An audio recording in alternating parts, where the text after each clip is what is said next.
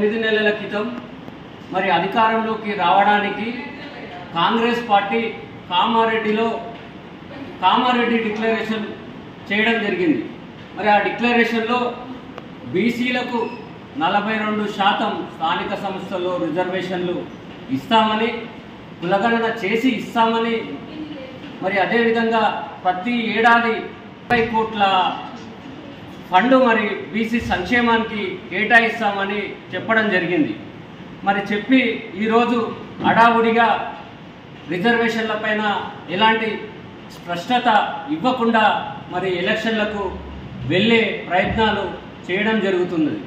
ఇది గమనించిన మా బీసీ రాష్ట్ర నాయకులు, బీసీ మహాసభ అధ్యక్షులు మున్నూరు కాపు ముద్దుబిడ్డ మన భక్తుల సిద్ధేశ్వరన్న, మరియు అదేవిధంగా జక్కని సంజయ్ పద్మశాలి ముద్దుబిడ్డ ఏదైతే మండల్ కమిషన్ బీపీ మండల్ జయంతి రోజు మరి అమర నిరాహార దీక్ష చేస్తాము, రాష్ట్ర ప్రభుత్వం కుట్ర చేయబోతుందని గమనించి మరి దీక్షకు అమర నిరాహార దీక్షకు కూర్చోవడం జరిగింది। ఇక్కడ మన హైదర్గూడలో తన ఆఫీసులో కూర్చుంటే అక్రమంగా పోలీసులు అర్ధరాత్రి వాళ్ళని మరి తీసుకొచ్చి రోడ్డు మీద వదిలిపెట్టి మరి అక్కడి నుంచి మరి పోలీస్ స్టేషన్లో కూర్చోబెట్టడం జరిగింది। పోలీస్ స్టేషన్ నుంచి నైటు మరి వేరే చోటుకి తీసుకెళ్లడం జరిగింది। అయినా కానీ వీళ్ళు భీష్ముల్లాగా అదే ఎల్బీ నగర్లో కూడా చేయడం జరిగింది। అక్కడ ఇట్లా పోలీసులు అరెస్ట్ చేసి నాగల్కు తీసుకెళ్లి నాగల్ పోలీస్ స్టేషన్లో పెట్టి మరి నాగల్ పోలీసులు కూడా అర్ధరాత్రి తీసుకెళ్లి ఎవరి ఇంట్లో వాళ్ళని వదిలిపెట్టి వెళ్ళడం జరిగింది। అయినా కానీ వీళ్ళు ఎంత ఇబ్బందులకు గురి చేసినా కానీ దీక్ష కొనసాగించడం జరిగింది। ఇంటి దగ్గర కూడా దీక్ష కొనసాగిస్తే పోలీసులు అక్రమంగా మరి ఈరోజు తీసుకొచ్చి ఈ ఉస్మానియా గాంధీ హాస్పిటల్లో మరి పడివేయడం జరిగింది। అయినా కానీ వీళ్ళు గాంధీ హాస్పిటల్లో దీక్ష కొనసాగడం జరుగుతుంది।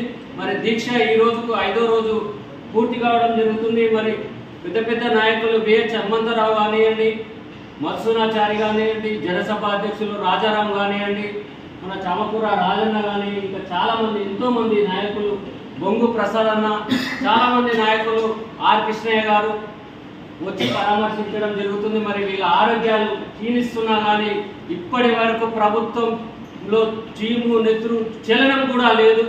మరి ప్రభుత్వం వెంటనే దిగి రావాలి, ఏదైతే మీరు ఇచ్చిర్రో ఆ మాటని నిలబెట్టుకోవాలి। మరి ఈరోజు మా బీసీ బిడ్డల ప్రాణాలతోటి ఈ ప్రభుత్వం చిలగాటం ఆడుతుంది।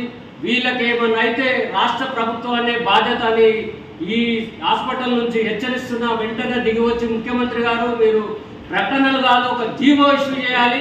ఇప్పుడు ఈ గంట నుంచే మేము కుల జనగణన ప్రారంభిస్తాం, మీ రిజర్వేషన్లు మీకు ఇస్తామని ప్రకటించాలి।